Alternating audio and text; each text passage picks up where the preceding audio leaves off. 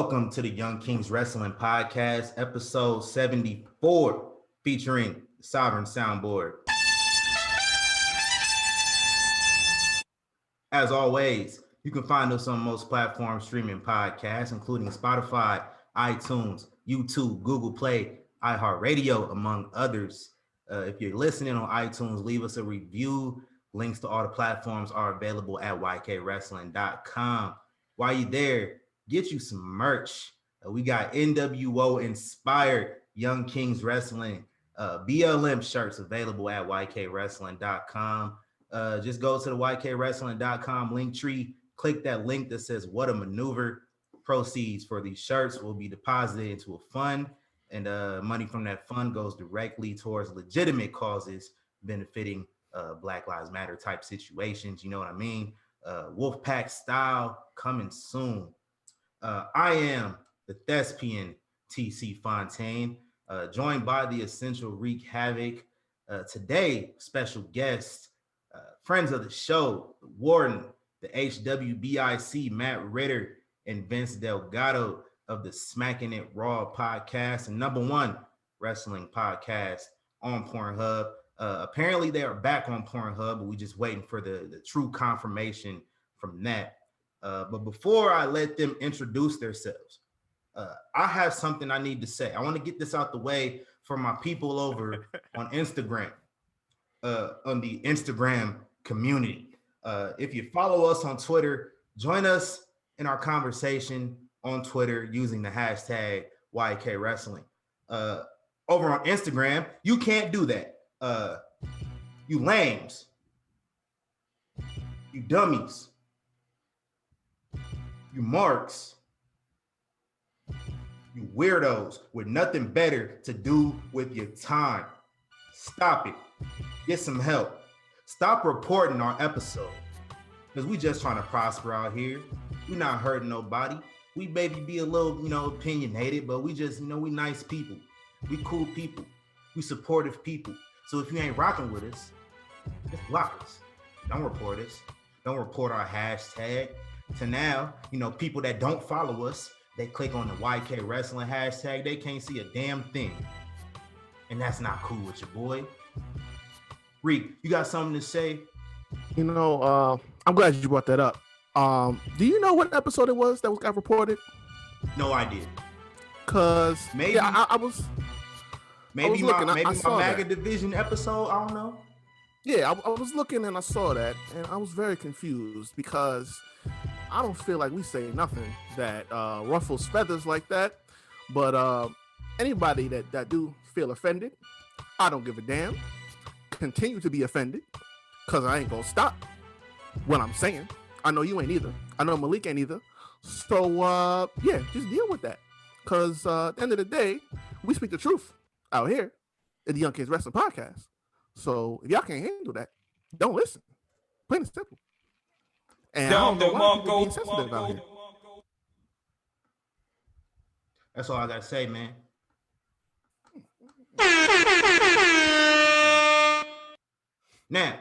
Now that we got that out the way, I would like to welcome, as I mentioned, Matt Ritter, Vince Delgado of the Smackin It Raw Podcast. How you guys doing? Doing good, man. Doing good. Happy to be here. Happy to be back.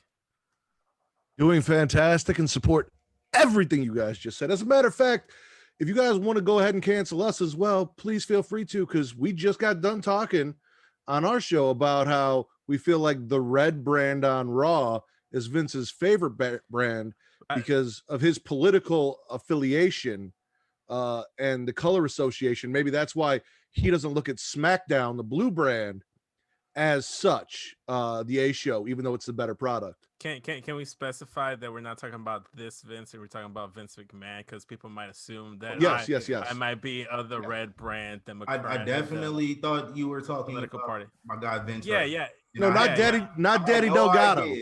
Daddy Delgado does not support the red. Vinnie Mac. All right, so now that you guys both said it one time, that's it. Oh man. Hey, you know what? I just want to say thank you guys for having me on the show. I was so amped up about tonight's Royal Rumble. I really want to talk about it and did not want to wait until our episode recording on Friday. And this is just perfect because I'm geeked to talk about Royal Rumble, man. This is Me too, man. This is my favorite pay-per-view of the year, including WrestleMania. Like, there's been a lot of years I've enjoyed the Rumble more than I enjoyed Mania, and that's just true. But I want to give a quick shout out to A to the K Wrestling Show, the A to the K Wrestling Show podcast. They created this Royal Rumble drinking game, and so that is what is powering this show right now. And I'm only going to advertise this one time. Me and Reek, big shout out to the great one, the Brahma Bull, the most electrifying man in entertainment, not even sports entertainment, The Rock, and his Terramana tequila. Salute. Also powering this show today. So Rocky, next time we mention this, you're going to be paying us. All right. Thank you. Correct. Facts. Big facts. And if I felt up to looking for the sound bite right now, I would look for it. But maybe later on in this episode, we will have it. Save it for next time. I will save it. What y'all been up to, man? Aside from the Royal Rumble, what wrestling have y'all been watching this past week? Go ahead. I mean, for the most part, we watch everything that we have to watch on a weekly basis: Raw, SmackDown, NXT, AEW. Outside of it, I've been watching some New Japan, man. I've been seeing some things, especially from Moxley's back in New Japan. Moxley's back in New Japan. I think I saw Kota Ibushi with both the IC title and the world title together. Did he win them both? At Wrestle Kingdom, yeah. He won them both? Oh, that's wild. I gotta go back and watch Wrestle Kingdom. I didn't stay up to watch Wrestle Kingdom this year. It's very disappointing. But I did. Getting old, nice. I did it. No more. I don't know how I did it, but I did it. The Rock tequila help? I did. Did I drink Rock tequila? No, I don't think I did. No. Okay. Not that night. No. Okay. I've had it for about a month now, but nice. It's very good, and that's the second time we mentioned the Rock tequila on this show. So no more after this point. This ain't free. No, it's not. Especially from the Rock. Hell no. Yeah. You could cut us a check. You could cut us several checks. Dwayne. Yep. Like give me in one of your movies. I act. I sing my stuff right now. He's the thespian for a reason. Exactly. For sure. I got into some 1994 ECW November to Remember recently for an episode that I did with a good friend of the show that's coming out on Wednesday. I'm probably going to be hopping back into some 96 WCW here real quick. And then 205 Live, because that's where they're putting the Dusty Classics. So they conned me in. They pulled me in to watch another goddamn show, even though it's only half an hour. And then NXT UK, because that's those show I watch for fun that I don't have to cover that I can enjoy. So that's what I've been on. Oh, you know what? I have gone back and watched the last 2 days, or those WWE Day of documentaries. You watched the Batista one? I watched the Batista one. And the universe tried to sabotage him, didn't it? They did, man. They were trying to fuck up that whole debut.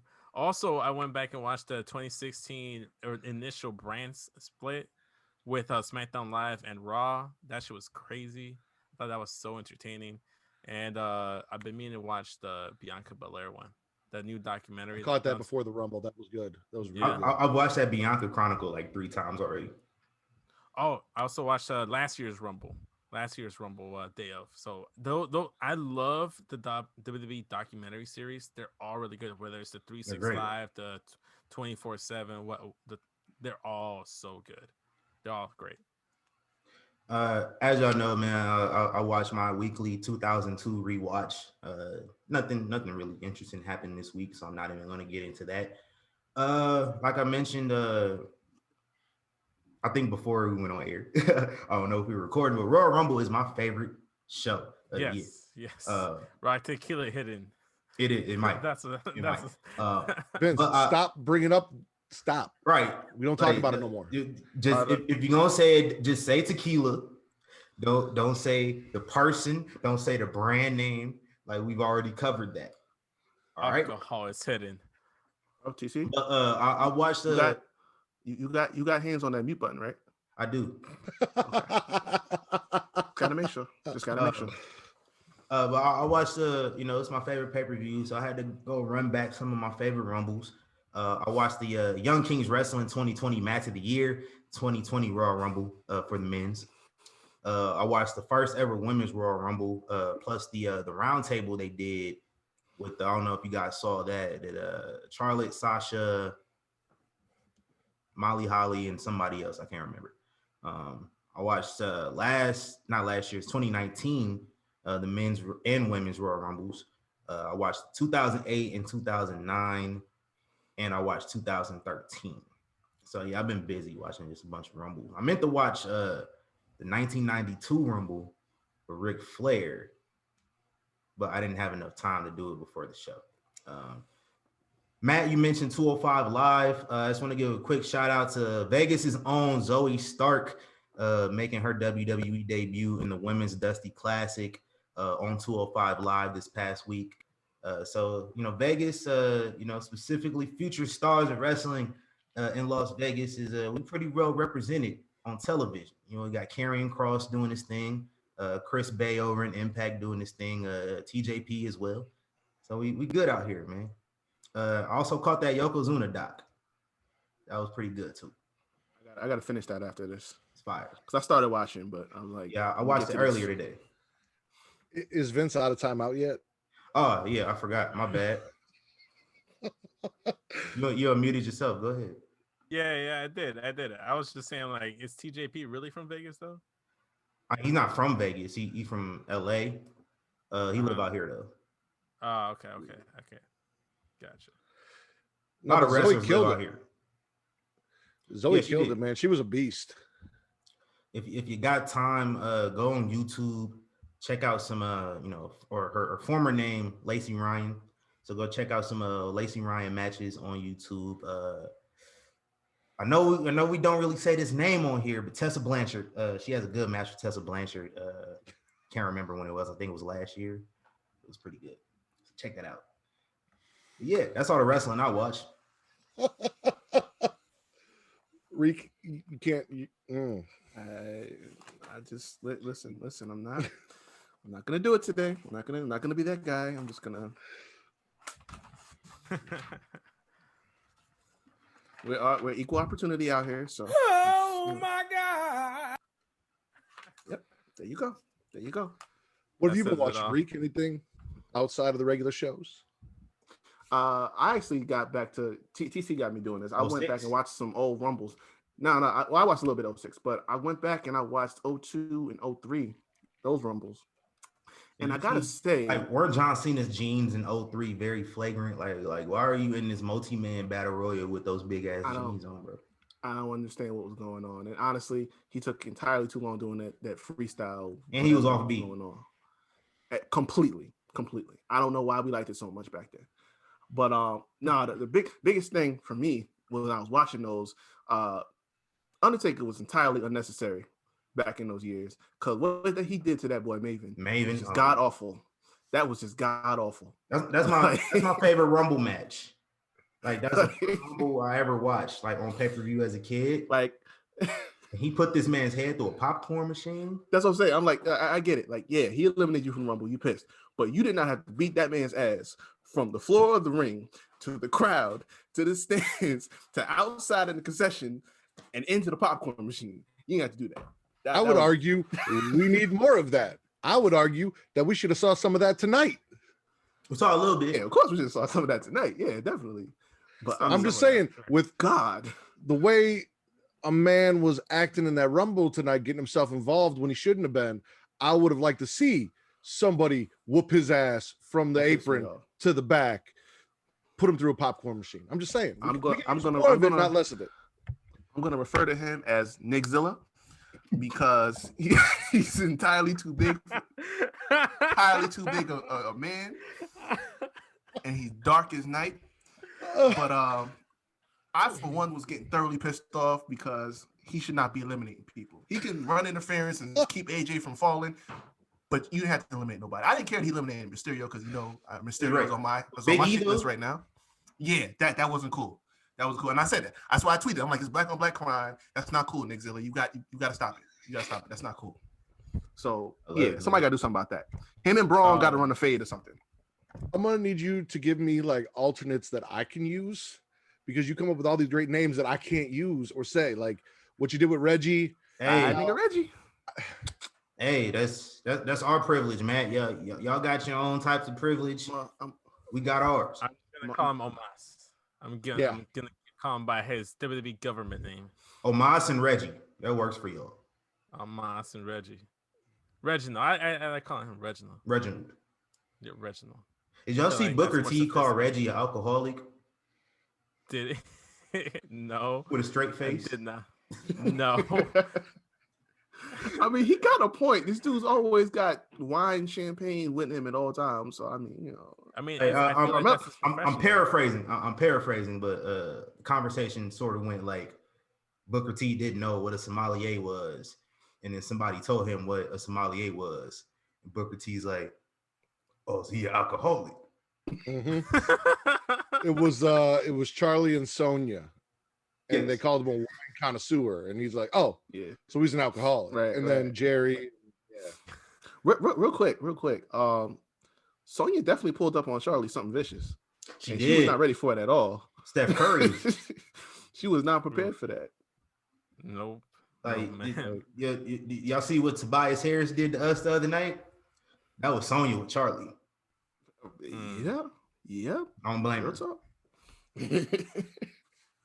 Hey man, let's get into this show, man. Did y'all catch the pre-show at all? Yes. I missed it, so I'm gonna let y'all handle this. On the pre-show, kicking off the action for the women's tag team championships, Shania or Jaxler, whatever you want to call them, they have become women's tag champions for the second time, defeating Charlotte and Asuka, who I want to say forgot they were champions until somebody at work told them, "Hey, y'all got to defend these belts. Y'all haven't defended them since you won them." And so they put them in a match, and thanks to Ric Flair sliding Lacey Evans a pair of brass knucks so she could use them on Charlotte, Charlotte Flair has lost the championship. Thanks to her dad. I would like to see those. I would like to see those brass knucks, because I looked at Lacey's hand. I looked at her put her hand in her pants. There was nothing on her hand. When she punched Charlotte and when she reached in her pants, there was nothing there.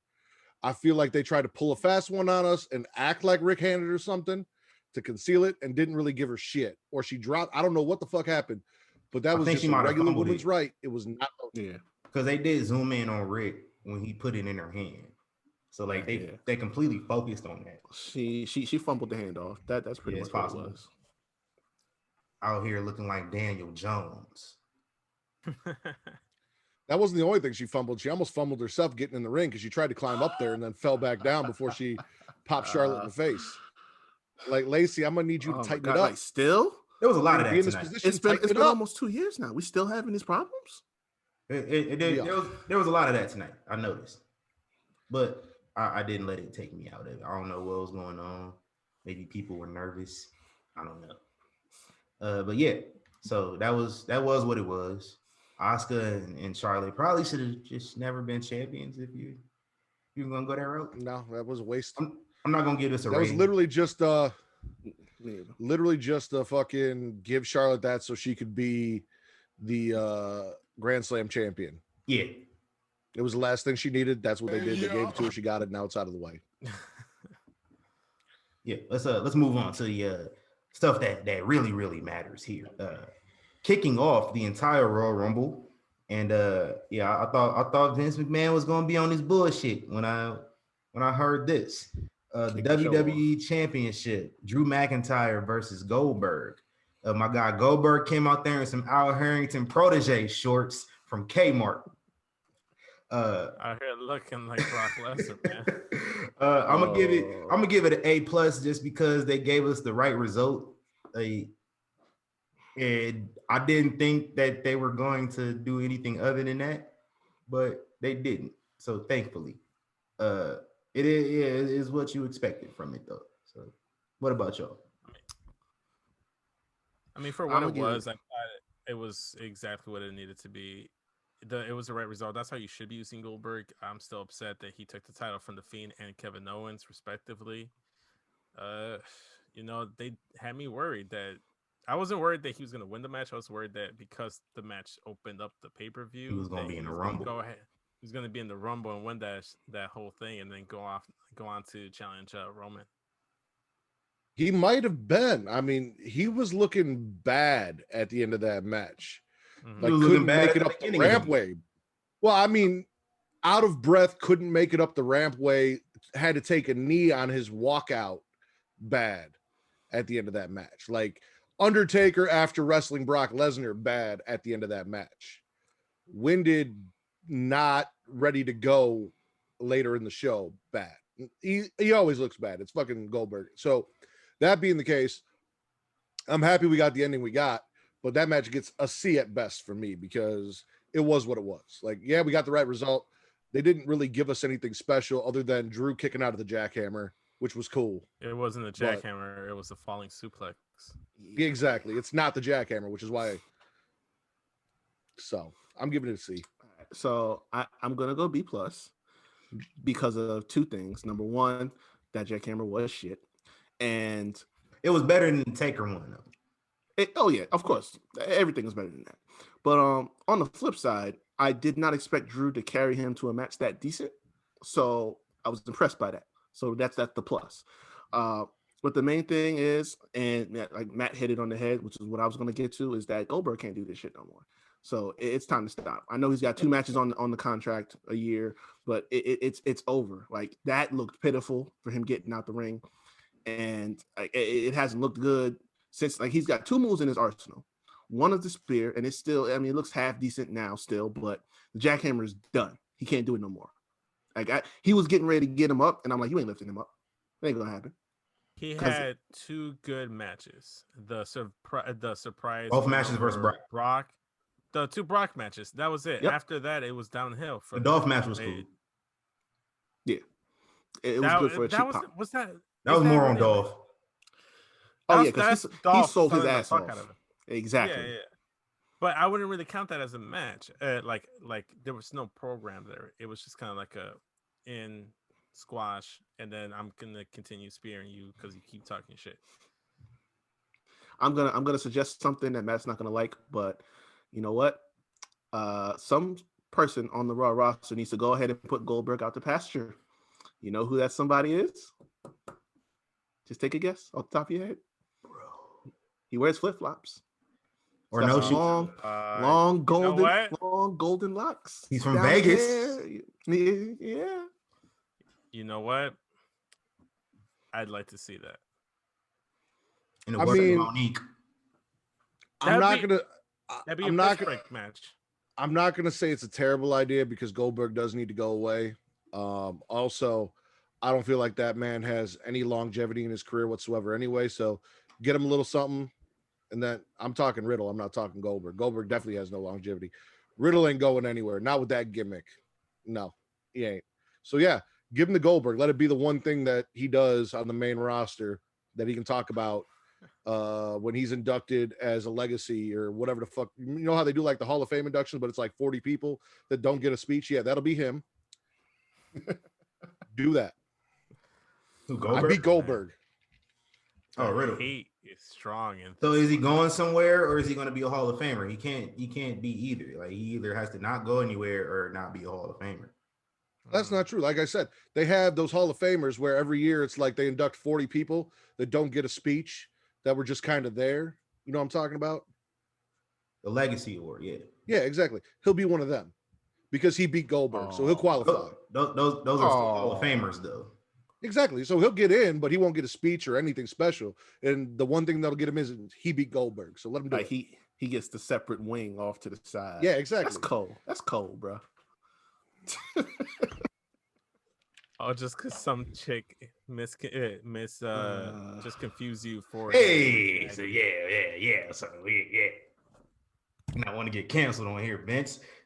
Can't have you coming on here canceling us. No. I'm talking about Matt getting tagged thinking that he was Matt Riddle. Oh yeah, that.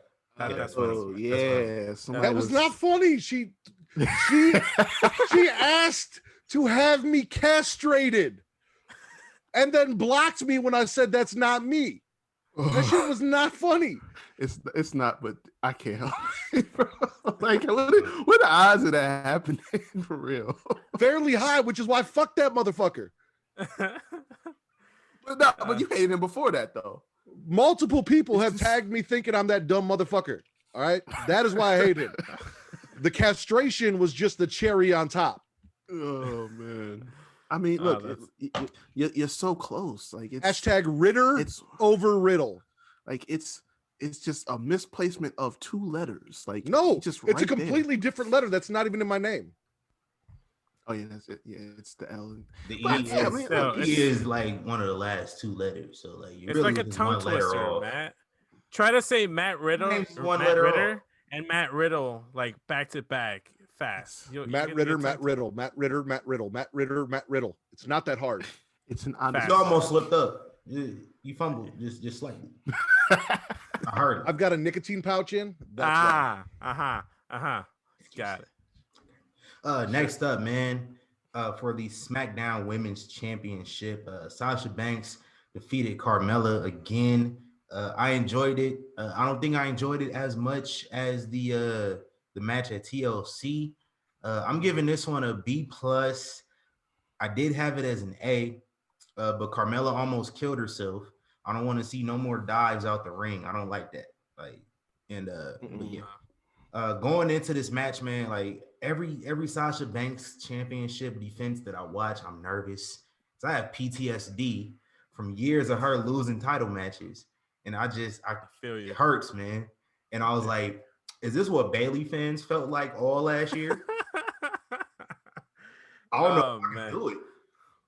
I will say this. I'm gonna give the match a solid B because it was a solid, decent match. But it gets a couple extra points because Sasha Banks busted out the Louis Vuitton gear, so that gets a little bit. I knew she wasn't gonna lose. Yeah, that when she came out in Louis, I knew she was winning that match. Mm-hmm. And the only wrestler to appear on WWE television wearing Louis Vuitton gear that isn't a terrible parent. Although, and I said this earlier, Rick is coming for that title. Like, I'm gonna absolve Rick of any just wrongdoing here, because I'm gonna say this one. Y'all remember when Charlotte Flair made her daddy cry a few years ago? This is just his revenge. That's all that is. Okay. What other parents have come out in Louis Vuitton gear? Ray. Mm-hmm. Ray's busted out Louis Vuitton mask. Yeah. And didn't he win an award, a Young Kings Wrestling Award? He did. Oh yeah, that's what I was talking about. Yeah. Rick, as I said, Rick is trying to come from that award. Like, you gonna give a weapon to some other chick to knock your daughter out on national television? That's kind of cold blooded. And you roll? Well, yeah. Again, to be fair, the man is like 346 years old. His eyesight isn't that good. I'm not sure when the robe is on, he knows the difference between Lacey and Charlotte. But here's the problem with that. Also, when you've had your penis inside 10,000 women, you don't know if Lacey's your daughter or not. But see, here's the problem with that. And y'all was talking about it on the show. I was listening. That brings up a very dark question that we don't need to get into on this show. No, Vince brought up a very dark question. Nobody brought that up but Vince. And you're right, we don't. Yeah, Vince almost got muted for suggesting that shit. Oh. Well, I was just recently watching the episode of Rick and Morty where they have like that one dude that gets stuck in like Candyland or whatever, that alternate universe that Rick created for his daughter, and this dude is living off of like fucking No. animals. Okay, move on. Move on now before, because you don't know what he's talking about, but I know what he's talking about, and we do not need to go there. Oh, dear God. Rick, man, what do you think about the match? Muted. Yeah. See, I'm giving it an A. I'm giving it an A. I don't think it was quite up to par with the TLC match, but that's mainly for me because I didn't expect Carmella to look that good. I know Sasha can get a good match out of a broom, but Carmella really stepped her game up, and this one was just like another one up. I actually thought at one point that Carmella was going to get it. She don't ever need to jump out the ring again, because I thought like her neck was going to snap back. Shout out to Sasha. Like, just this is why Sasha probably the best worker amongst the women in the company, just for catching, doing the best. Her in that instance. And you saw her check. She was checking on her too, like, yo, you good? Because that looked like it hurt. But yeah, no, honestly, she really don't even need side nigga Reggie no more. Like, she's good, truthfully. And like I said it as soon as the match was over, put some respect on that woman's name. She's doing the damn thing. I don't know what side nigga Reggie's gonna do if he's not employed by Carmella, but I know there's a lot of ladies out there that could use some side nigga services. Maybe Billy Kay. I think that would be a nice pairing.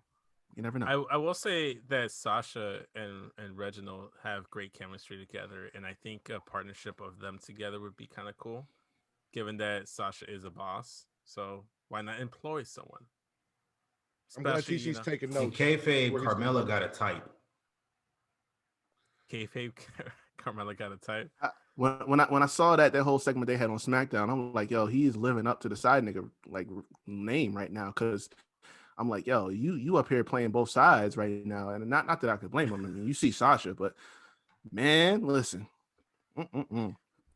Well, let me pose this question: if you had the option to be, a side dude for either Carmella or Sasha, who you choosing? Oh, don't do that. Don't do that. You see how Carmella's looking right now? Sasha, easy for me. Sasha, like once I learn how to efficiently use the sewing machine, Makazi out of here. He's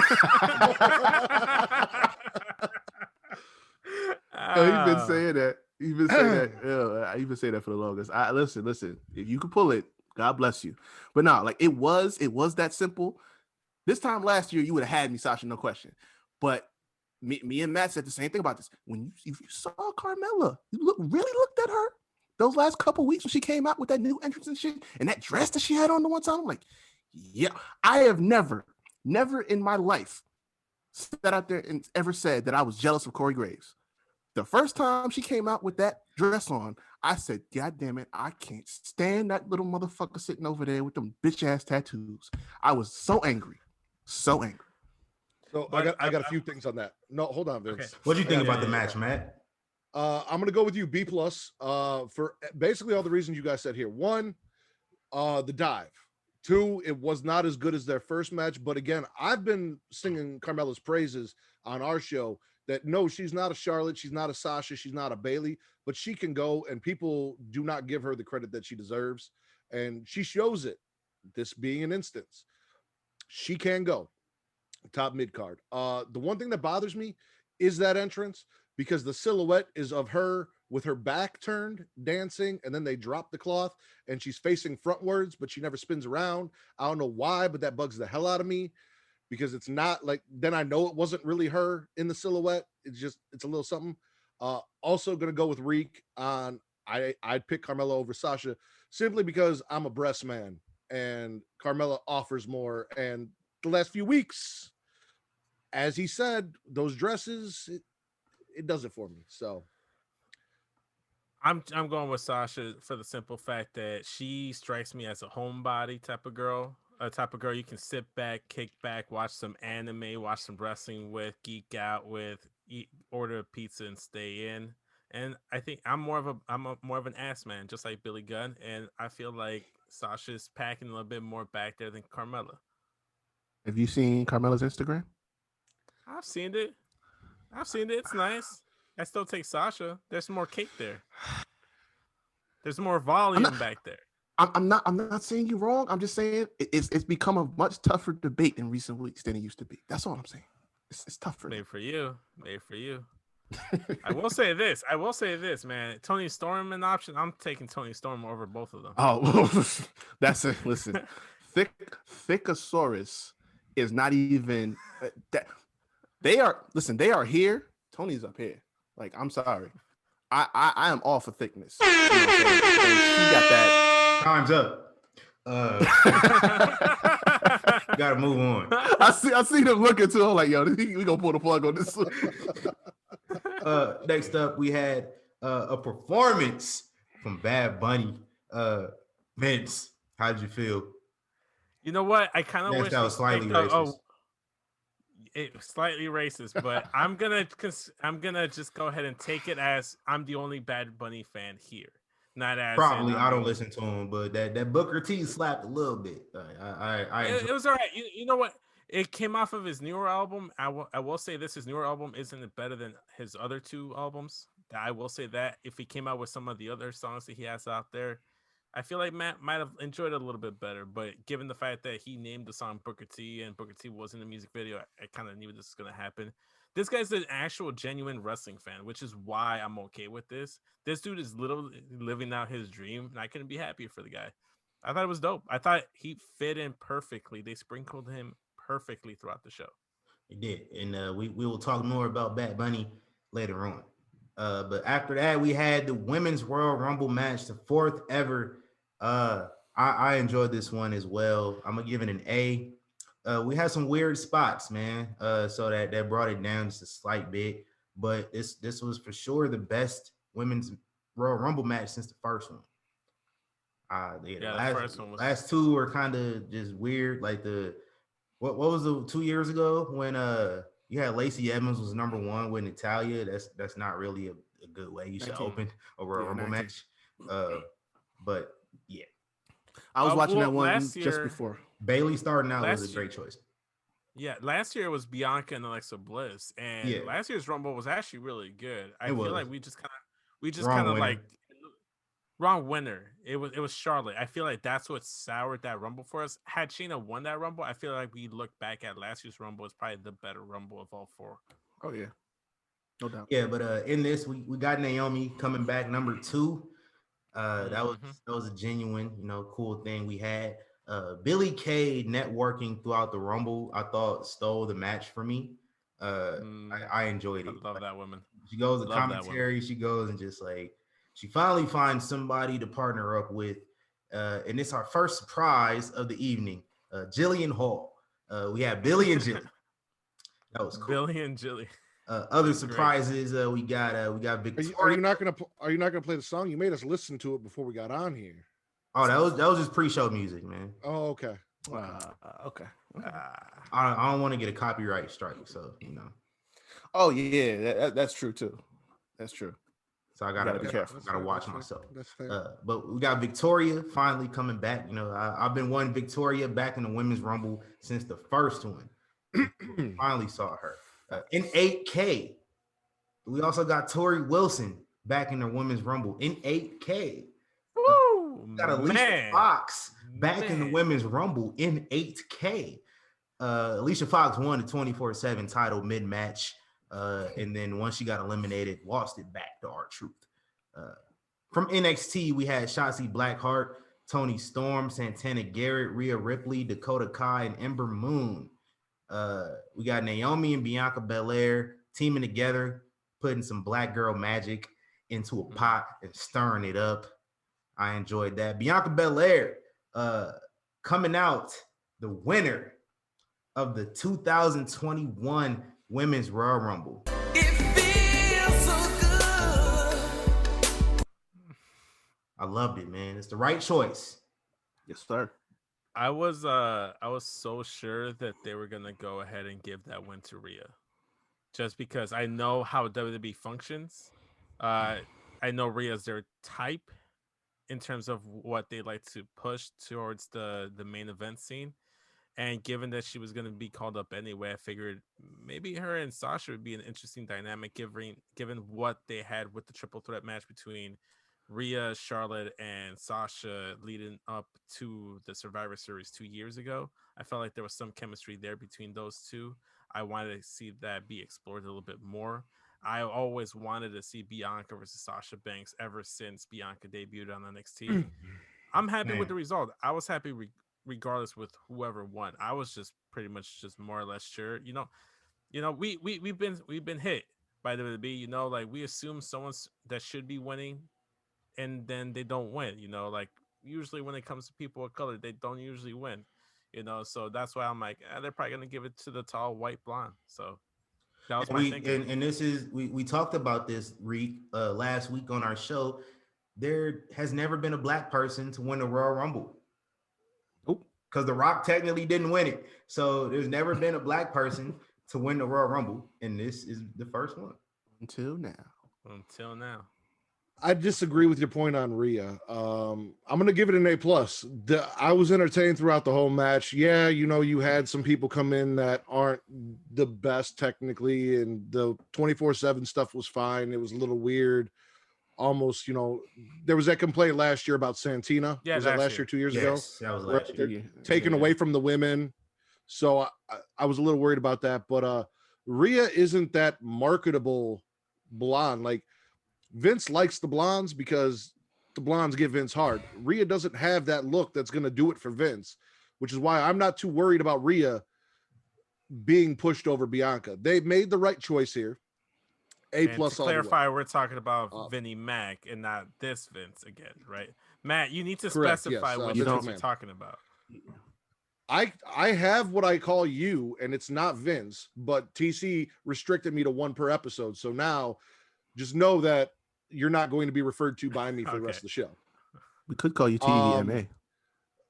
TV. Real quick story about Victoria, because I told you guys that story. So yes, I know you guys were a little excited about Victoria. Me and Victoria have a little beef. So she had a restaurant here in Chicago called Squared Circle.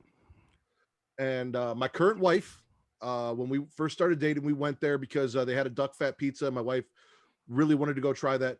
We sat in the restaurant for like 35 minutes, 40 minutes before anyone ever came to even ask for our drinks. She came by the table, owner of the restaurant, said, how's your service and everything? We told her no one's come by. We haven't been able to place an order or anything. She goes, I don't do that, and then walked away. Didn't go get anyone, didn't send anyone over to take our order, just said, I don't do that, and then just took off. And then we just sat there for like another 10 minutes before someone showed up to take our order. So we were there for almost an hour before we got our order taken. The owner came by, introduced herself, and then said, I don't handle that, bye, and just bailed on us. So Victoria's got heat with me because of I that. will say, too, that duck fat pizza, that takes about like another 30, 40.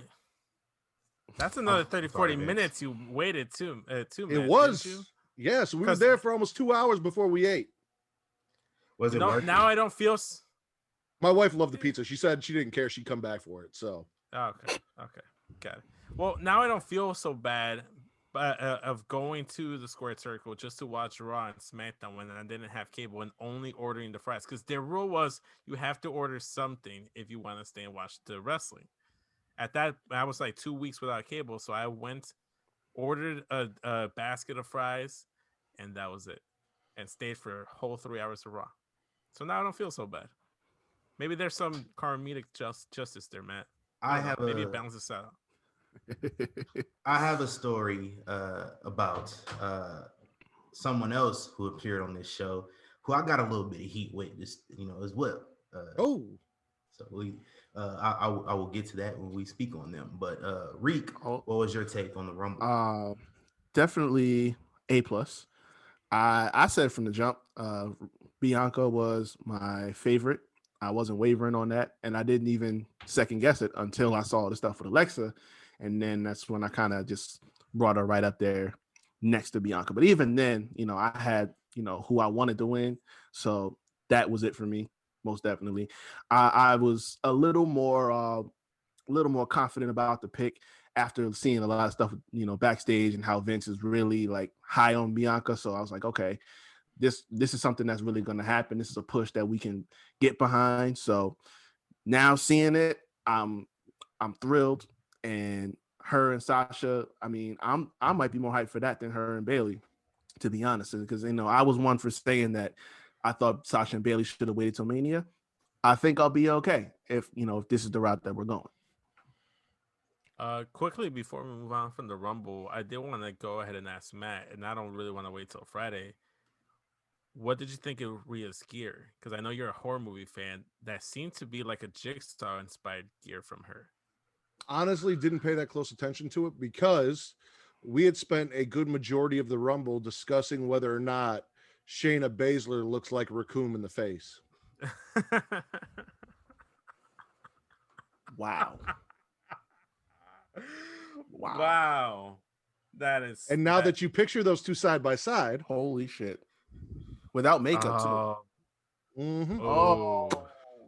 So we had a huge discussion about that. I wasn't paying too close attention to the gear. The only gear I really did comment on was Bianca's, because she had that comic book inspired type gear with the blast and everything. And they didn't know that Bianca made her own gear. So I was like, yeah, she makes all her own gear. Like, she full DIY, and now she's out here killing it. That spot with Naomi and Bianca where Naomi grabbed Bianca's hair to try and pull herself back up, and then they were hanging upside down brawling, was one of my favorite spots of the Rumble. Like, you did get Naomi falling and her feet not touching and that, but like, we didn't get that spot in the men's Rumble, so it was cool to get that here. We are gonna have a discussion, not today, but at some point on this show, we're gonna have a discussion about whether or not Naomi is doing these spots better than Kofi. No. I'm saying for the amount of, think about the ratio. I think Casey got better spots than Naomi, low key. But think about how many men's Rumbles that Kofi's had the opportunity. We've only had 4 women's Rumbles now, and in that span of time, what Naomi's done, and I'll give it, definitely give a shout out to Casey, because Casey was on American Ninja Warrior, so we know she could do some crazy shit. But Naomi, walk like tightrope walk the barrier and got to the chair. I love that one. But the other one, right? I ain't putting too many of those above many of Kofi's or Casey Catanzaro's or John Morrison. Well, I'm talking strictly like on her side, her to Kofi, because Kofi's been like the guy that we go to. Morrison started it first. I make sure to point that out. Morrison, yeah, but it's like started. Then he was gone after that, so Kofi kind of had to pick it up from there. That sounds like a personal problem for John Morrison. Do when he gets in the Rumble. What'd you say, Reggie? Matt? I said, let's talk about what Reggie's going to be able to do when he gets in a Rumble. Oh, good God! Because the way that man jumps, pops, flips, rolls, ducks, dives, and dodges, there's going to be some impressive shit, and I'm looking forward to that. Can't wait. He's going to piss me off. I can tell you already. I feel it. Hey, moving on, man. Backstage, and here's my opportunity. We get Miz and Morrison going to Bad Bunny's locker room, basically, trying to partner with him. They talk some shit to Booker T. I know the story. Booker T standing behind him, right? Nothing much really came of that, at that time. But I do have a story, Booker T, man. Me and my guy Malik, Young Kings Wrestling, we got invited to StarCast out here in Vegas 2 years ago. Seems so long ago. We met Booker T, man, and I told Booker T, man, I'm catching up to you. I'm catching up to you. And my guy says, you got about 15 more years, dog. So he basically told me to my face that I would never catch up with the length of my locks to his. And you know what? In the words of Michael Jordan, I took that personally. So Mr. T,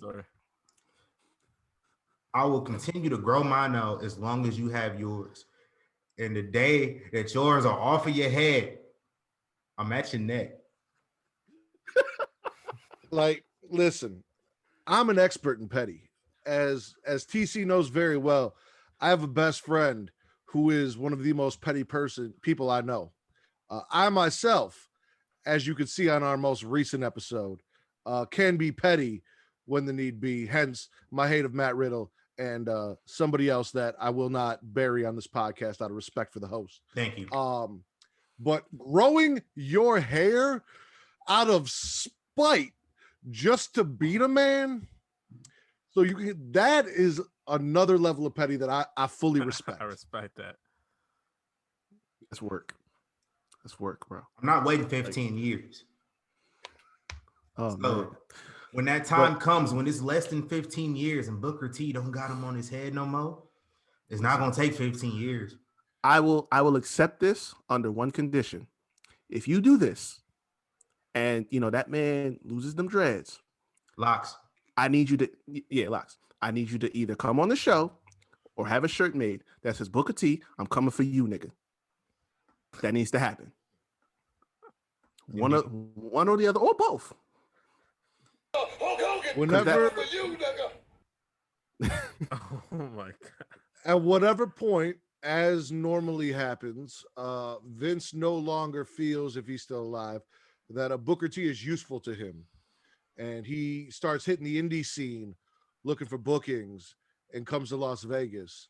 If you talk And to we Booker have versus into pro a lock wrestling versus lock match, and you talk Booker T into a lock versus lock gotta match, put me over. I will come out for Oh that. my god. I will come out for that. He got to put me over. I'm booking it. I'm gonna book them. I'm gonna book the show. I'm gonna book the match. And I'm gonna say Booker T. I'm gonna give you this blank check. What amount do I gotta put on this blank check for you to put me over in this hair versus hair match? Me and Malik gonna be Man. on commentary. Facts. Oh, I will be in the crowd. Gotta be. Shout out to Gotta- versus. Next up, this wasn't an actual match, but I just wanted to say something about it real quick. Peter Rosenberg defeated R-Truth to win the 24/7 championship. So I sincerely hope that tomorrow morning, Mr. R-Truth pulls up on Ebro in the studio at Hot 97 and super kicks this man's teeth out. Did you hear on the pre-show when they discussed with Pete Rosenberg how he was not a legend and everyone else in the panel was a He would legend? not be a Hall of Famer. And he said he wanted to be inducted into the celebrity wing. Mhm. Would not winning the 24/7 title possibly allow for him to eventually get inducted because now he has had some physical contact in the ring or physical contact in a match? He is in the lure of champions in WWE history. So yes, that should be enough to qualify him.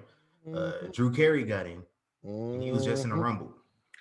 I mean, to be fair, Snoop Dogg got in and he didn't really do much. Snoop Dogg fell asleep ringside at WrestleMania and got in the Hall of Fame. Yeah, exactly. All right, The listen. criteria is very limited. Donald Trump get in. Anybody can get in.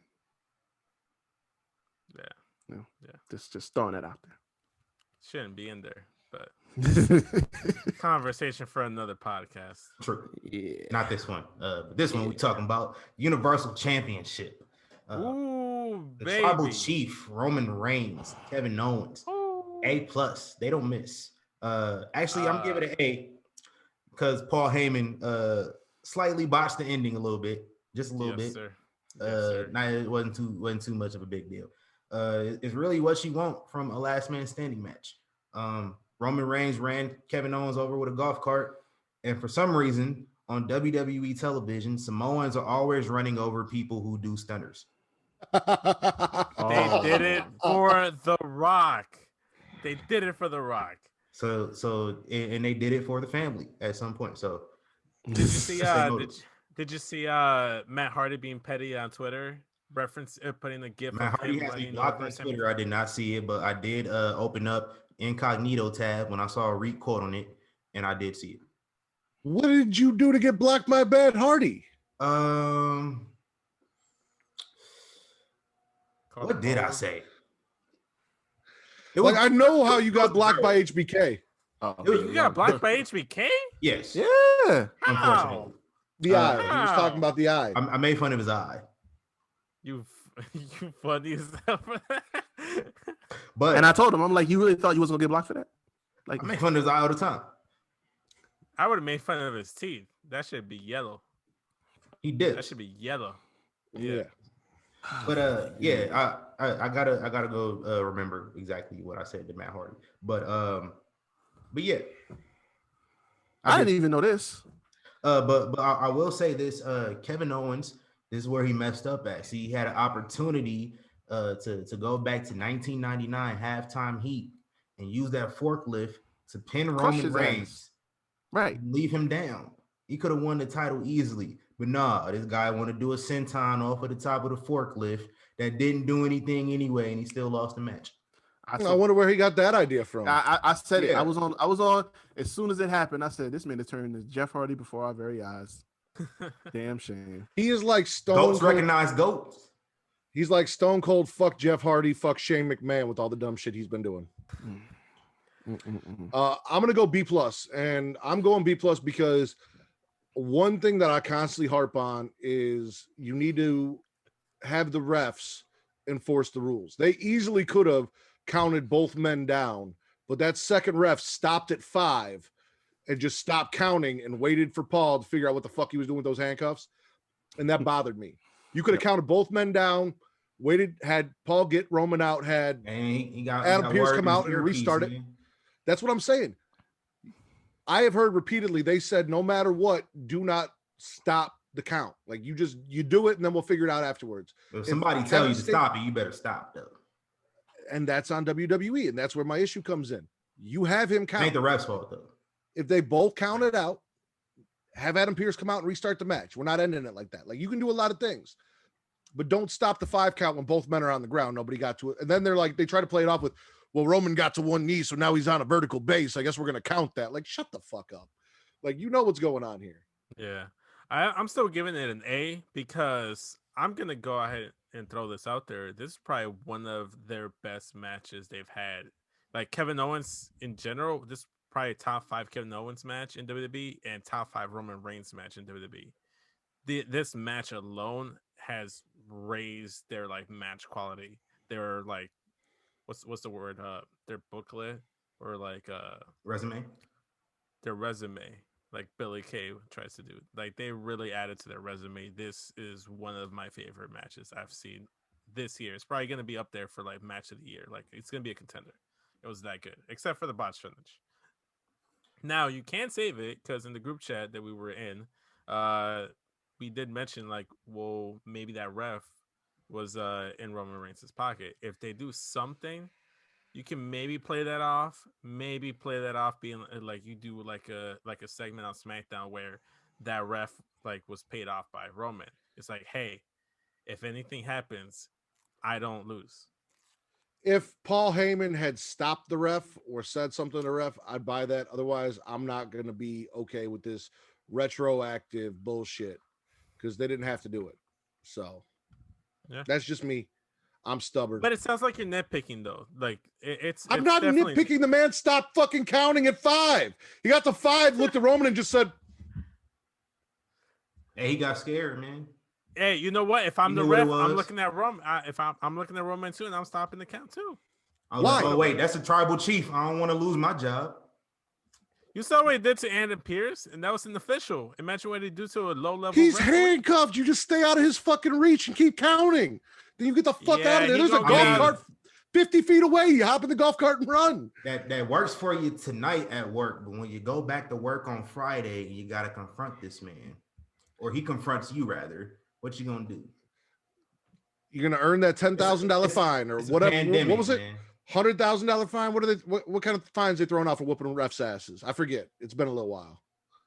It's a pandemic. 100K. Man. He can't be out of work. He's a ref. He's a ref I've never seen on television. You're assuming the refs probably don't use him. No. I'm just saying Roman is feeding the table. He's feeding the family. He can't afford a $10,000, $100,000 fine because that's taking food out of the family's mouth, and that's his whole thing. So he can't put his hands on the refs like that. He's a tribal chief. Those fines. He's a world champion. He's a top guy in the company. He can afford it. No, it don't matter. You beat Adam Pearce's ass. Now you're taking food out of the family's mouth by taking those fines. Technically, he's taking food out of his Samoan dynasty's mouth, but he's putting food onto the mouths and tables on his WWE family. So he's feeding that family. So he's still feeding a family, you know, because he still prides himself not only being the head of the table for his family, but the WWE family as well. Okay. For our main event, hang on. Oh, Reek, yeah. I am giving this an A+ solely for everything that y'all just mentioned, because Roman Reigns has been given carte blanche to do whatever the fuck he wants. And I thought I was watching some live version of Here Comes the Pain or the first SmackDown versus Raw, vehicular manslaughter, aerial assault, attacking a referee and knocking him unconscious. I mean, he did it all. He did literally everything. And he's going to come back on Friday and just talk all the shit about it afterwards. And nobody's going to say nothing to him or step to him about it. And that's some bullshit. And that's all I've ever wanted to see out of Roman Reigns. And it's phenomenal. So definitely giving that shit an A+, without doubt. The ref kind of fucked it up. But for me, it's just like I was close to docking it for that, but it's just like, yo, after all this just I said it before we came on. It's like that was supposed to be the cool off match, and it just heated you right up all over again. Like when you do that, I can't fault you. I should, but I won't. I'm feeling generous tonight. I'll be the Simon Cowell. It's cool. Indeed, man. And in our main event, we have the men's Royal Rumble, as announced last night on Backstage on FS1. Shout out to Renee Young back on the TVs. Shout out to Paige back on the TVs. We out here. Booker T. Edge and Randy Orton were announced as number 1 and number 2. It's actually Randy Orton was announced as number 1 and Edge number 2, and they completely switched it. But it doesn't really matter. They both started the match anyway. So I don't know. Like every time they hype up the Rumble and they just like, oh, number 1, they're at a big disadvantage.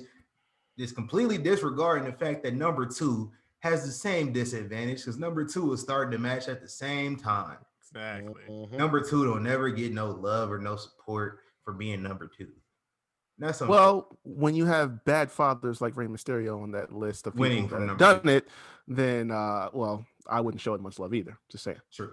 But yeah, we kicked it off with Edge and Randy Orton. I thought that was perfect, man. I loved how they fought on the outside throughout the whole match to the point where Edge takes Randy Orton out of the whole match completely, hit him with a chair in the knee, and he gets escorted to the back, and you don't see him for the rest of the match. Use weapons, Reek. I know you was happy. Did not say it. I said we have not seen weapons and assaults in the Rumble since I don't know when was the last time was it? I want to say 2001, but like I know it's been a long time in between there. I haven't seen a chair used or a weapon used in the Rumble. I think since 2001 when Stone Cold won. You know what I'm saying? So that was refreshing, and the rivalry that they had fits it.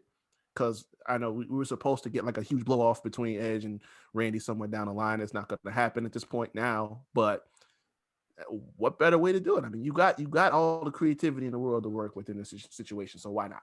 I mean, after that, you did see a man go through a popcorn machine, but I did want to mention this. I'll get to that, Vince. Let me finish, sir. Okay. I'm sorry. Hold that thought. Okay, go for it. I don't know what happened to Randy Orton's burns. Hopefully they talk about that soon. Damian Priest was the only NXT superstar in the match. So maybe that tells you he's main roster now after Karrion Kross beat his ass and sent him out the hood. Carlito came back built like DK Metcalf. Mm-hmm. Kane came back to add to his elimination record. It's probably the only time you'll see Glenn Jacobs wearing a mask out here. Christian is cleared to compete as well. I think that deserved a crowd, but remember Christian was on Raw a few weeks ago. I said just a few weeks ago, like a few months ago last year. He got kicked in the head by Randy Orton. I was like, this dude is cleared. So it's a matter of time. So I'm glad to see him back. Damn, Edge won the Rumble. I kind of wanted Edge and Christian to like go for the tag titles at Mania one last time, but maybe next year. I don't know. Rounding out the surprise returns was the Hurricane. Completely disregard any comments said about the Hurricane on this show in the past. Seth Rollins also returned. I have possibly 2 bones to pick with Mr. Reek Havoc. One for sure, possibly 2. Reek, were you the one that reported about Aleister Black getting a big push and coming back? Did I hear that? Yeah. Okay. Yeah. That's right. Where the fuck is Aleister Black? I thought he would be on my TV tonight. That's what I thought too. 2, popping in the chat with spoilers about Seth Rollins before the Rumble starts. It's one thing when they give it to us on Backstage.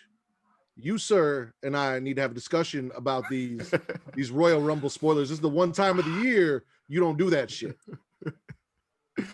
That's what. Well, you know what? In fairness, that's fucking Jay.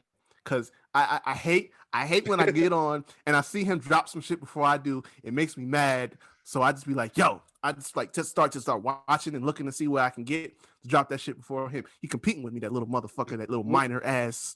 You know, realize like they gaslighted him up and called him TMZJ. Like they told him like that's his role.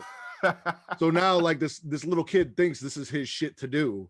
So and then when you beat him to it, he gets all hurt. I know.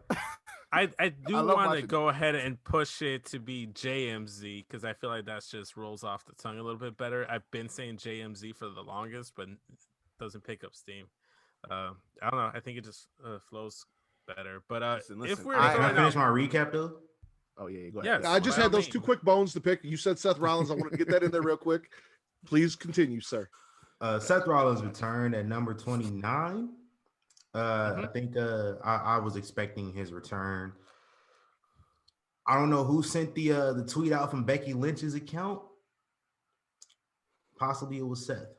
It's probably Becky. Yeah. Becky was just trolling people. Yeah, she was hella trolling. Shit posting Becky is back on Twitter, so I think Becky is nearing a return. We had almost, I can confirm. Almost, Amos, however they pronounce this man's name, or as we call him, Nick Zilla.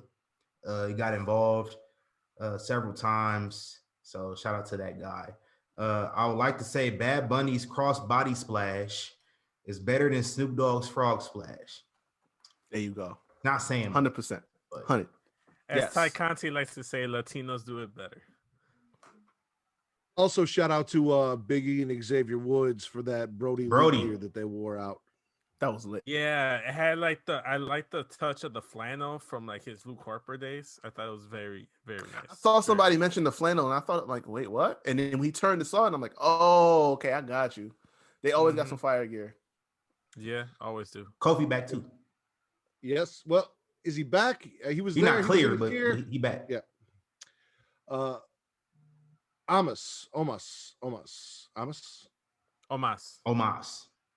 I thought he said it was Amos, and everyone was saying Amos. But anyway, that man yanking Big E out of the Royal Rumble pissed me off so bad. All I wanted to see was Big E get some retribution on that man, and then Black Series further punked him out and threw him over the announce table and just made him. I'm not okay with that. I am not okay with that. Like, I understand we didn't get Keith Lee because of the COVID and quarantine and medium and all that, because I definitely expected him to be there, and that was my pick to win. When he was not there and we heard these rumors, I thought, all right, maybe they're going to go with Big E. I'm good with that. He killed that for me, and just not killed all of the momentum, but really kind of stifled the momentum and made Big E kind of look like a punk there for no reason, because he's over on Raw. AJ made his quarterly fucking appearance on SmackDown already. It's the house he built. He allowed to show up.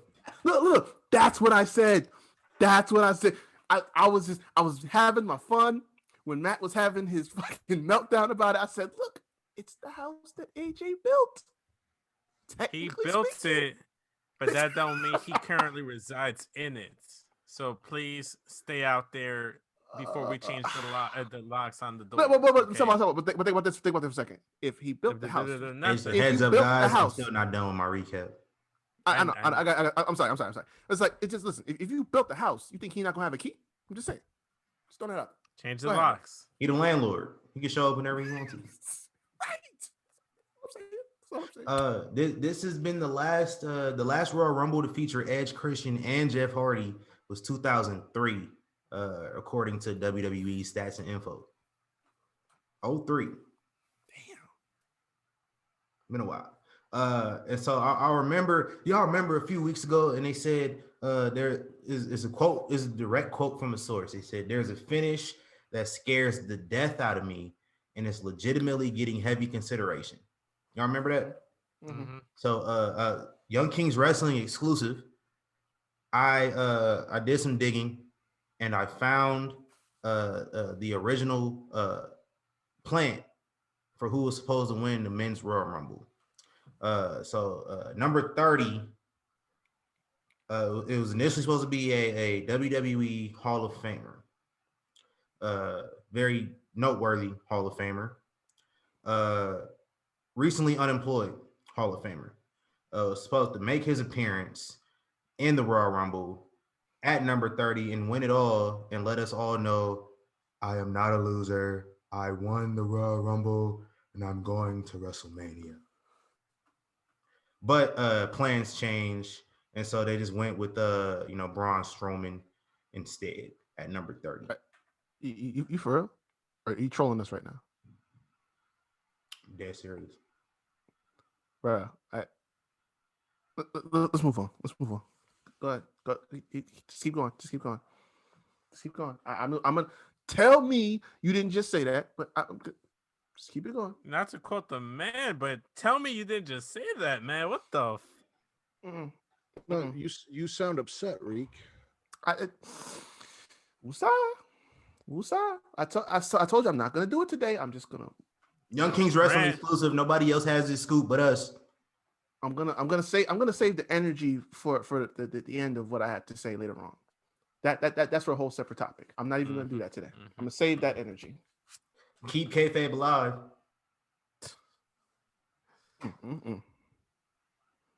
Keep kayfabe alive. Yep. I was like 0% serious that didn't really happen. Because I'm about to say I started looking now. I was like, listen, I see the smirk in the corners of his mouth. If you're gonna go with it, I'm gonna let you go with it. I really wanted to get that rant out of you, so I was gonna ride that bus with you. Well, look, when he kept saying keep kayfabe alive, that's what I started thinking, like, okay, maybe he just working, and then that's why I started to look like, okay, let me just double check, see if this nigga's playing with me right now. It's not every day you work your co-host on the show. Hey man, Reek, I already know how you feeling. I see the shirt. Probably one of the biggest Edge fans I know outside of myself. I was a huge Edge fan in high school. But you know who I was a bigger fan of? Shawn Michaels. I was also a bigger fan of John Cena. And you know what? They were already in the club of two-time winners. So how does it feel, Reek, to know that your favorite wrestler is now in the club? I need that to be clear. Listen, man. Are you sure it's gonna be true though? They could go spear versus spear with Roman. No, you keep that man. Do you see what that man is doing to people? They're gonna run that with Goldberg in the summer, so let's not do that. Probably, but do you see what that man is doing to people out here? I laughed, but then I got scared because Deadass Girls tweeted it. She was like, "Edge needs to stay far away from Roman unless he wants to spend the rest of his life in a wheelchair," and they're absolutely right. That man is not to be played with. Not right now. But listen, I'm gonna be serious. I'm gonna be serious because I need to get this off my chest, and I mean this what I'm saying right now. Take that bra off. I'm serious. We sat up here 10 years ago, and we watched this man walk away from his career. And I'm saying this because I already see people chirping and getting all in their feelings about the fact that Edge won the Rumble. We watched this man put his belt down in the ring, walk away, and said, that's it for his career. Okay? Boys cried when Mufasa died. Men cried when Edge retired. That was a moment that lives forever, and it was piercing everybody's heart, every real wrestling fan. Okay? We never thought we would get to this point to see him even get back in the ring. This makes 2 years in a row where he has stolen the show at the Royal Rumble. And now he comes back and he wins it. And he's going to go in main event WrestleMania. He may have one more run in him. I don't give a damn how long or how short it is. It will have been worth it for me because I will have enjoyed the moment as a fan, as not just of that man, but of this sport. And the other part of it is too, all y'all people that have any energy for Edge winning the Rumble, y'all had all this noise defending Sting and Goldberg, who are pushing 60. But a man who is 10 years their junior comes back and wins a Royal Rumble match, and you have a problem?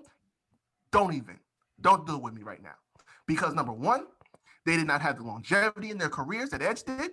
Well, Sting kind of, but he was more of an attraction than he was a wrestler, specifically when he put the white face paint on.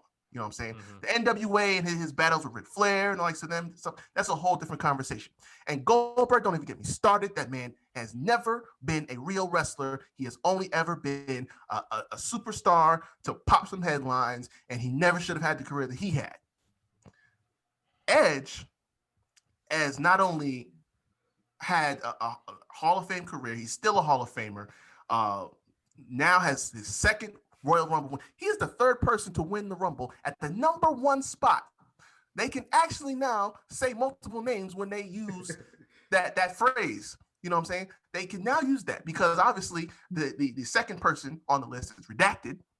But now you can say, okay, Shawn Michaels and Edge at the end of the day. You know, this is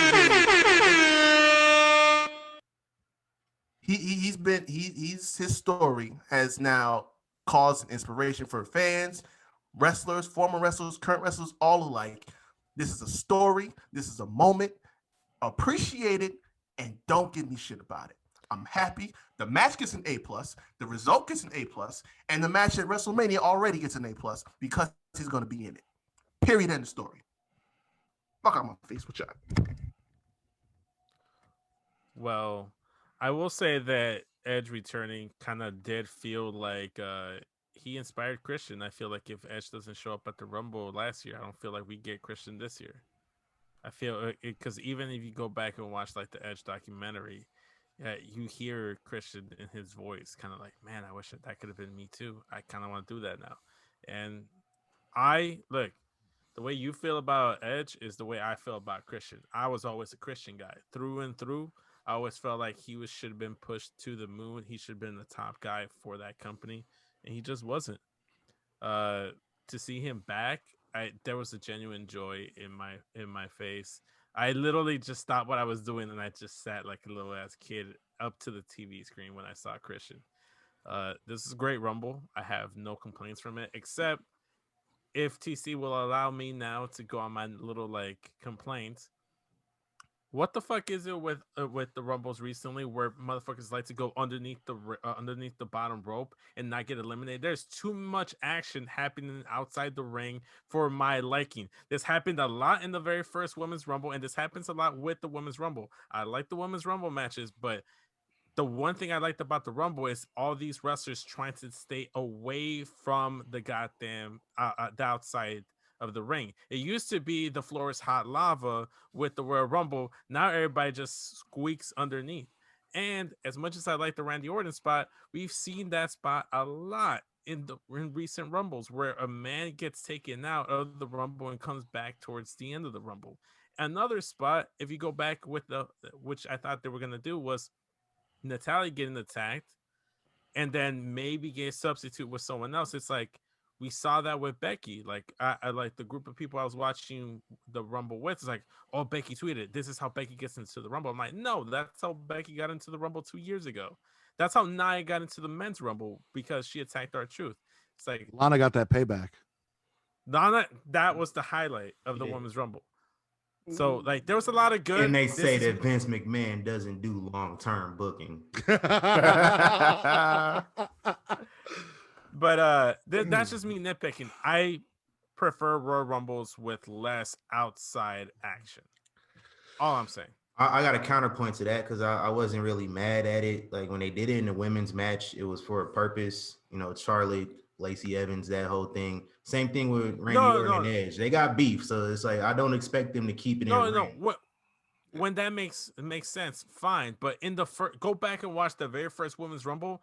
Everyone would get like taken out like with a regular move and just roll out the ring. Literally everyone. At one point, there was like six to eight women outside the ring because they rolled out.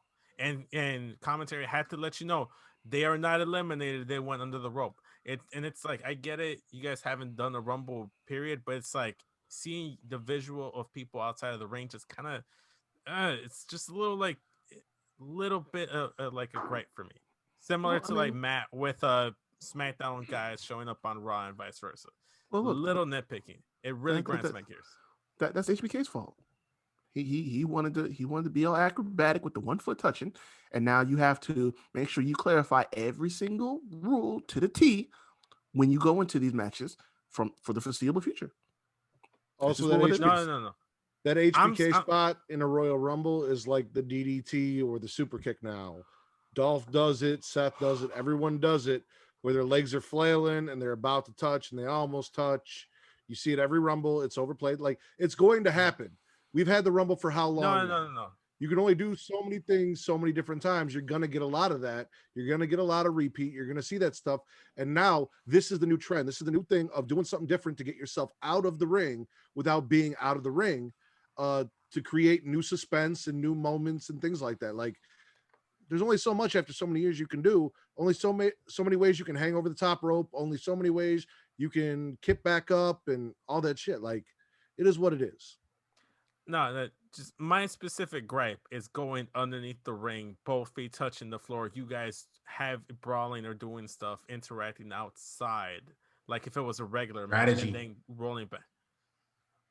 It's fine if you do it, sprinkle in one Rumble here and there, but like again, if there's multiple situations of that happen in one specific Rumble, that's when I start to get annoyed.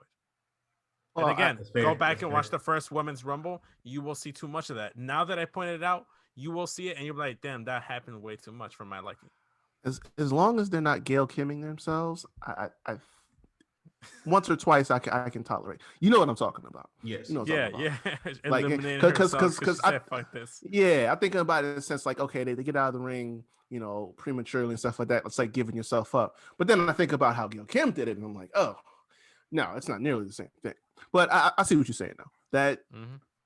in excess, you can't go crazy with it. Like, it's got to Yeah, be. that's what I meant. That's what I meant. I don't mind when they Okay. do it here and there, but it's like don't do it like 2 or like 4 or 5 times in a specific Rumble match. I got you. I agree, man. So now that we at the end of the Rumble, did they get the winners right this year? Yes. Under only go ahead. Go ahead. Oh, no, go ahead, Greek. Under the circumstances, I say they did, because like we said before, Keith didn't make it because of COVID. I would have been pulling for him. It was Big E. I was hoping Lashley would do it. When he came in and went on a tear, I started to question. I started like, okay, maybe that's a possibility. But yeah, I mean, with what they had to work with, obviously, like I said before, Bianca was my favorite to win it, who I was really pulling for, so that was a no-brainer. But in terms of the men, if you weren't going to have Keith Lee, and you didn't choose between Daniel Bryan and Big E, Edge running the gauntlet is a hell of a story, like I said before. So can't be mad. And Daniel Bryan did come in at 17, which is that hot spot. True. I will say, I don't know where this came from. I just kind of slowly talked myself into a scenario where John Cena comes in at number 30, wins the Royal Rumble, and now we have a babyface John Cena versus heel Roman Reigns going into WrestleMania for the title, where he puts over Roman Reigns. No. I talked myself into that, and I'm like, I would like to see John Cena versus Roman Reigns again. That was a good program. That's a terrible idea. I'm not saying I don't like Edge winning. I'm just like, the idea of John Cena and Roman Reigns paired up again.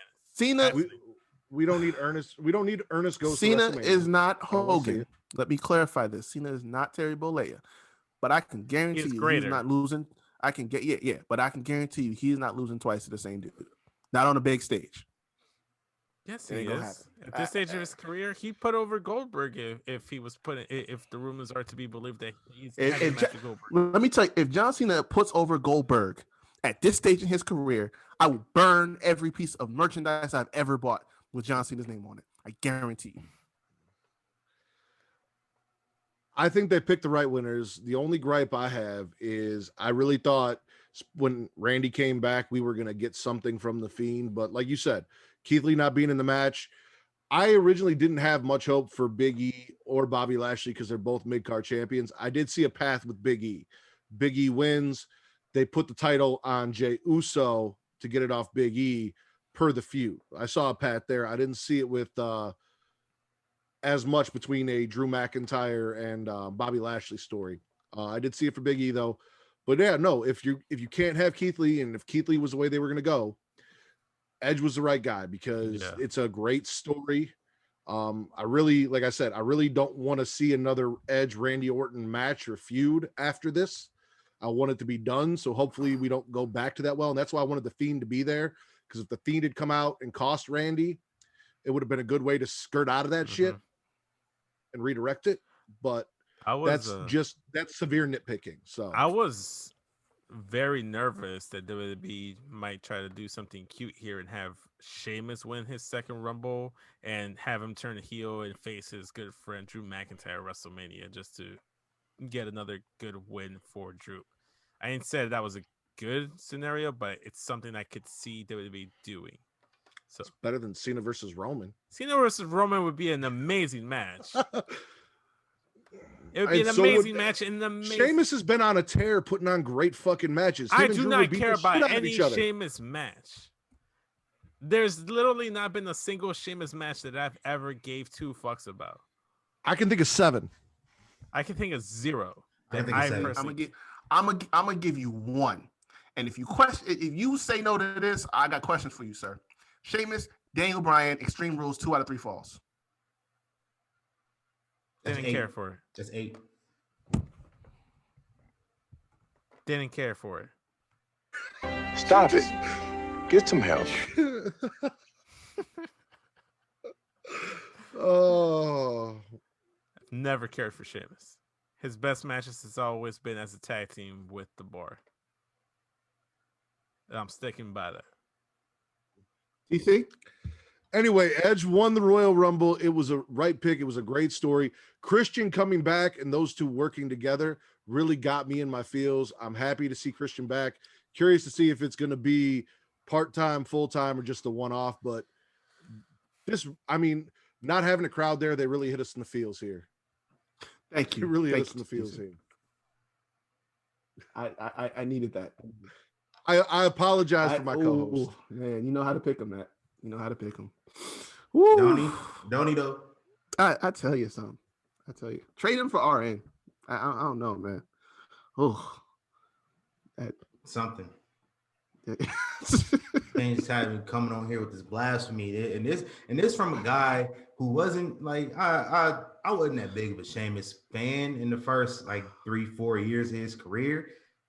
You remember when he beat Roman for the title at Survivor Series and how that crowd went crazy. And so to say that Sheamus ain't that dude is cap. Where the cap sign at, Reek? Let me tell you. But that's a huge fact. That's a huge fact. Straight up and down. But let me tell you something real quick. Sheamus is who got me behind Dolph Ziggler back in 2013. You remember them bangers they used to have on SmackDown? Yes. Bro, Sheamus got me behind Dolph 100%.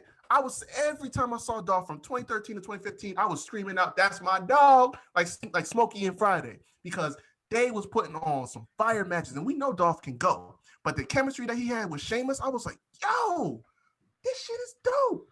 And I started looking at Sheamus differently. So I'm like, "Listen, just say it. None of those matches, bro. Sheamus is mid at best. Mid at we best. haven't. You're gonna get muted, Vince. We didn't even talk about the best of 7, which is what me and TC were talking about. You had the best of 7 versus Lauro. Thank you. The best of 7. Sheamus is mid at best. So I always say, real quick, the opinions of the co-host are not necessarily those of the host, ladies and gentlemen.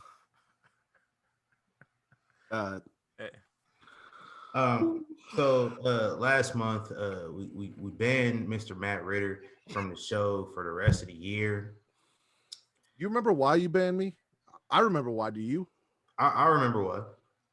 You were going to other people's shows after pay-per-views. You cheating. Yeah, you can't have that. Can't have it.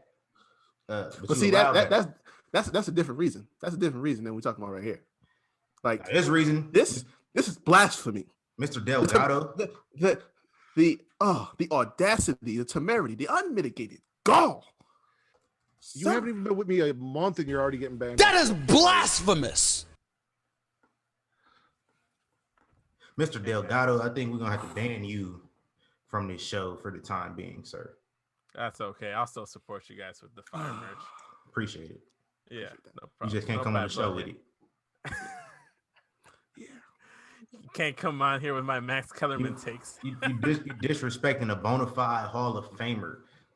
He's one Yeah, Sheamus is a Hall Intercontinental of Famer. Championship away from accomplishing everything there is for a man to accomplish in world wrestling entertainment, and you say he mid? At best. Mid at best. At best. Personal preference. You know, everybody's subject to their own opinion. This is mine. Who your favorite wrestler, Vince? Eddie Guerrero. Alive. Sasha Banks. Men. No shit. Here we go. Probably Keith Lee. All right, I ain't about to say nothing bad about Keith Lee. I was gonna say, Vince, like you know where I stand, and you see I come on here, and out of respect, I hold my opinions about certain people back. That's on you. That's on you. That's on you. Put it on muzzle. I'm gonna need you to do the same thing and show the shows we go on some respect. Mr. Havoc, I just because somebody like to mess around, I would like to announce our latest inductee into the Young Kings Wrestling Throne, the fella Sheamus, next week. Let's go. I have a quick question. Has a guy that I was supposed to come on for an induction, has his comments removed him from qualification for induction? No, I didn't give a damn about those. Okay. I will say this: I did not expect you guys to be so defensive about Sheamus. It's not about Sheamus. It's about what you're saying. It's the principle of the whole thing. I'm not a Sheamus stan by any means whatsoever. Kind of feels that way. But you're not gonna come on this show and sit up here and say you don't have a single Sheamus match that you rock with, and that he's mid at best. That's blasphemous, bro. Look, this is not me trying to play up some character or nothing. There's literally no Sheamus match that I'll be like, yo, man, I gotta go back and watch the Sheamus match. No. I think there's some Sheamus matches you need to go back and watch. Yeah. I'm not saying they're bad matches. I'm not saying he hasn't had good matches. They're just not matches I fuck with that I need to go back and watch. Sheamus is a wrestler that can disappear tomorrow, and my view of wrestling will not be changed whatsoever. He will not impact my enjoyment on the product. So you didn't like Sheamus and Roman on Raw?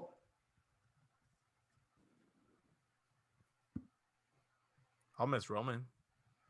If he disappears tomorrow, I'd miss Roman. That's not what I asked. You didn't like Sheamus versus Roman on Raw for the WWE title, and Roman won the belt? You didn't like that? Yeah. You ain't like none of them best of 7 with Cesaro? All right, but I strike. You didn't like the Bar versus Braun Strowman and Nicholas at WrestleMania? Oh, okay. The Bar is a different story. Him paired up with Cesaro as a tag team, then I can deal with some Sheamus, but that's mostly just because he's in the team. When it's just Celtic Warrior Sheamus or just by himself, I really don't care for Sheamus. And since you mentioned it, hey, too many lies. Listen, since you brought it up, I have to say this because I've been saying it for 2 years. Fuck Nicholas. Just throwing it out there. Yeah, fuck his father. That well. show's stupid. That's why Roman beat his dad ass tonight. Exactly. Exactly, for sure.